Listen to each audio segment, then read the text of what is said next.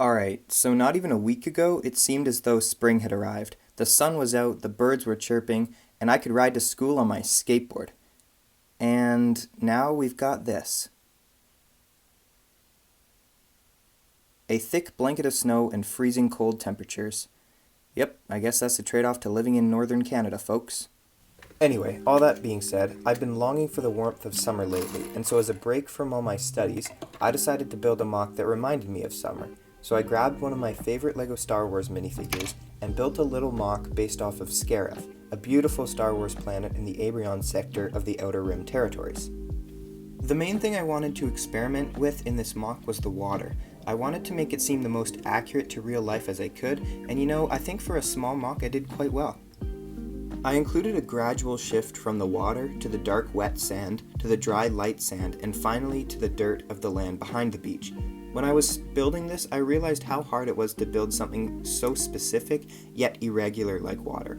The ocean has such a random pattern to the way it crashes onto shore, but if you do it too random, it just doesn't look right because there's still some sort of predictability to it. Yeah, anyway, I'm just yapping at this point, but yeah, the bottom line is that water is hard to build in LEGO. At the bottom of the MOC, I placed down some blue plates roughly where I wanted the water to be, then stacked these trans-light blue plates on top of them with a final layer of trans-light blue tiles. Now the transition to the sand was the hardest part, but basically what I did was place some of these cheese slopes matching either the water or the dark sand on their sides to simulate this sort of elongated S shape of the waves as they crash up onto the beach. I then tiled off a bit more of the wet sand section and then transitioned to the normal dry sand. I use mostly tiles and smooth sides of bricks as sand is quite smooth and flat, but I also made sure to include a couple of slopes and studs to add a bit more texture to the whole thing.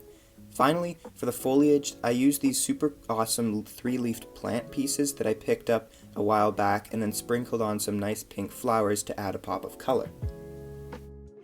Anyway, that pretty much wraps up the video. I hope you guys liked this little MOC, and if any of you are watching from a place with a hot climate, just know that I'm jealous of you right now. Don't forget to like and subscribe, and I'll see you in the next one.